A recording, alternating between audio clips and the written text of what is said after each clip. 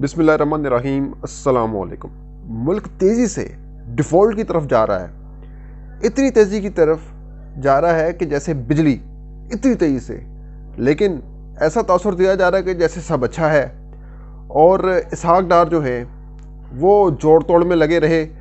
वो कभी सदर के पास जाते थे आर्मी चीफ़ का मैटर लेकर, कभी पीडीएम की दीगर जमातों से मुलाकात करते थे कि भाई ये आर्मी चीफ़ का जो मामला है उसमें किसी किस्म का कोई रखना ना हो। तो इसमें लगे रहे और मईशत का उनको ज़रा भी एहसास नहीं कि कहाँ जा रही है। ज़ाहिर सी बात है, इनको कोई एहसास क्यों होगा, क्यों कर होगा। ये वो इंसान हैं जो जिस थाली में खाते हैं उसी थाली में छेद करते हैं। जैसा कि इसकी एग्जांपल आपने देखनी हो, बल्कि कई एग्जांपल देखनी हो, जिनमें से दो एग्जांपल तो ज़बान ज़द आम है।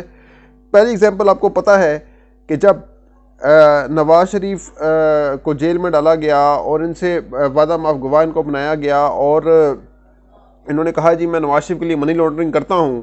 एक तो ये सबके सामने है, लेकिन इसके बावजूद नवाज शरीफ ने बाद में फिर इनको गले लगा लिया, क्योंकि नवाज शरीफ को भी पता है कि इनके जो सारे काले धंधे हैं वो इनसे बेहतर कोई नहीं संभाल सकता। तो नवाज शरीफ ने सोचा कि वक्त आने पर गधे को भी बाप बनाया जा सकता है, तो ये तो फिर इसहाक डार हैं, तो इनको तो बनाया जा सकता है। तो इन्होंने इनको यूज़ किया अपने मफादात की खातिर और बाद में मुकर गए वो अपने बयान से। तो एक अलग बात है कि मेरे से दबाव में ये बयान लिया गया। नवाज शरीफ तो दूध के दुल्हे हैं, फरिश्ते हैं, जो भी है, वट एवर। आगे चलते हैं। एक और जो इन्होंने ढंग मारा वो मारा इन्होंने मिफ्ता इस्माइल को।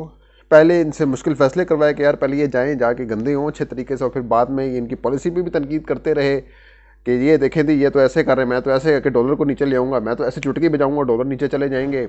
लेकिन क्या हुआ, आए तो डॉलर बढ़ता गया, फिर थोड़ी देर नीचे गया तो मैं तो डॉलर को कंट्रोल कर लिया है। और जब फिर डॉलर अपने से बाहर हो गया तो कहते हैं डॉलर तो कंट्रोल करना मेरे काम ही नहीं है, तो स्टेट बैंक का काम है।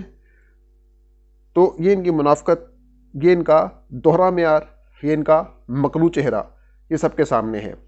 लेकिन मुल्क डिफ़ॉल्ट की तरफ जा रहा है, लेकिन इनको कोई सरोकार नहीं है। ये कहते थे कि सूदी निज़ाम ख़त्म कर देंगे और स्टेट बैंक से इन्होंने शरह सूद 1% मज़ीद बढ़ाया है, ताकि बढ़ाने की वजह यह है कि जी वो चीज़ों में ज़रा इस्तेकाम आ जाए, स्टेबिलिटी आ जाए। और जो लोग हैं मिसाल के तौर पे गाड़ियाँ जो बाहर से इंपोर्ट कराते हैं वो कराना कम हो जाए, क्योंकि इधर सी बात रेट और बढ़ेगा तो उनकी क़ुव्वत ख़रीद कम होगी। और सारा जो सप्लाई डिमांड का जो मसला मसाइल है वो है बेसिकली, उसको कंट्रोल करने की एक बड़ी सी कोशिश ये कर रहे हैं। और अब अपना चेहरा छुपाए बैठे हैं।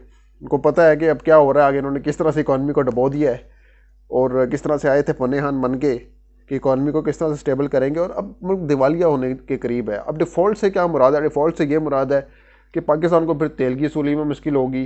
वो श्रीलंका का आपको पता है ना, जब वो उनके वज़ीर पेट्रोलियम, उनके हुकूमती नुमाइंदे ने जब कह दिया था कि पहले ही ऐलान कर दे कि हम तो डिफ़ॉल्ट हो गए, ऐलान कर दिया, इनके आ रहे थे ट्रक तेल के, उन्होंने इंडिया की तरफ रुख कर लिया, यानी मतलब वो नहीं गए। तो इस तरह इनको तेल की सोल में बड़ी मुश्किल हुई। तो इस तरह बिजली बंद होगी, लोड शेडिंग होगी, इस तरह के मसले मसाइल का सामना करना पड़ सकता है पाकिस्तान को, क्योंकि पाकिस्तान एक ज़रीब मुल्क है और वो खुराक जो है अपनी खुद उगाता है। तो इससे तो कुछ रिलीफ होगा, लेकिन बहरहाल मुल्क की सिचुएशन जो है वो मज़ीद गंभीर होगी। तो इनको इससे कोई इदराक नहीं है। ये तो अभी पंजाब के असूल की बात कर रहे हैं कि पंजाब जो है वो उनके हाथ में आ जाए, पंजाब पर ये कब्ज़ा जमाना चाहते हैं। और इनको तो अब ये पड़ी किसी तरीके से जो पंजाब हुकूमत है वो जो है इनके हाथ आ जाए, ताकि इनके पास मज़ीद जो है वो अख्तियारात आ जाएँ और ये मज़ीद अपनी मनमानियाँ करें।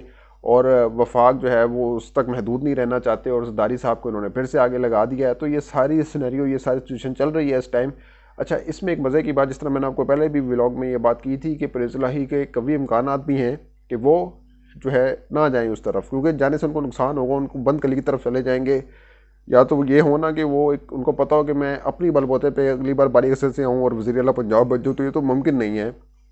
और परवेज़ इलाही को भी ये बात अच्छे से पता है कि इमरान खान की मकबूलियत इस टाइम कहाँ है। तो ये तो इक़्तिदार में आने वाले नहीं हैं पीडीएम वाले, तो इनका जो गुज़र बसर है इन्हीं के साथ हो सकता है। तो अब इन्होंने भी साफ़ और दो टोक अल्फाज में ये बात कर दी है कि जब इमरान खान कहेंगे हुकूमत गिरा देंगे। मैंने आपको पहले भी ब्लॉग में बताया था कि मोनिस इलाही की ये सुनते हैं और मोनिस इलाही का झुकाव टोटली कम्प्लीटली इमरान खान की तरफ है। उन्होंने अपने लोगों की मुखालफत ली और इमरान खान के साथ जुड़े रहे। तो यही काम अब परवेज़ इलाही भी करते हुए बाकायदा तौर पर नज़र आ रहे हैं। और मसलहतन सही या जो भी है, ये सबको पता है कि इस टाइम इमरान खान ایک اٹل حقیقت ہیں، ایک پختہ حقیقت ہیں سیاست کی دنیا کے اندر۔ تو اب آپ کو میں ایک مزے کی کہانی سناتا ہوں۔ اب یہ عدم اعتماد کی تحریک لانا چاہتے ہیں، تو اس کے لیے آئین کیا کہتا ہے؟ آئین یہ کہتا ہے کہ جب تک آپ کا موجودہ اسمبلی کا اجلاس جاری ہو تب تک آپ عدم اعتماد کی تحریک نہیں لا سکتے۔ جب پرویز الہی وزیر اعلیٰ بنے نا، اس کے بعد 3 مہینے تک، یعنی مطلب آپ کہہ لیں گے اگست، سپتمبر، اکتوبر، یعنی 21 اکتوبر تک وہ اجلاس چلا اور وہ ختم ہوا، اور 22 اکتوبر کو پھر اجلاس شروع کر دیا پرویز الہی نے، اور وہ اب تک جاری ہے، کیونکہ ان کو بھی پتہ ہے کہ کیا گیم چل رہی ہے، کیا کھچڑی بن رہی ہے۔ وہ بھی کچی گولیاں کھیلنے والے تو ہیں نہیں، ان کو بھی پتہ ہے کہ عدم اعتماد کی تحریک آ سکتی ہے، تو اسی لیے وہ اجلاس جاری رکھے ہوئے ہیں۔ اور یہی تو چیخیں نکل رہی ہیں پی ڈی ایم والوں کی کہ یہ تو اجلاس نہیں ختم کر رہے، اجلاس ختم کریں۔ تو پہلے کہتے تھے اجلاس شروع نہیں ہو رہا، آپ کہہ رہے ہیں اجلاس ختم کریں تاکہ عدم اعتماد کی تحریک لائے۔ تو اب دیکھیں نا، رو رہے ہیں، وہ کہتے ہیں کہ خان صاحب بند گلی میں چلے گئے، خان صاحب بند گلی میں نہیں گئے، ان سب کو بند گلی میں پہنچا کر جائیں گے۔ تو یہ سین چل رہا ہے ابھی۔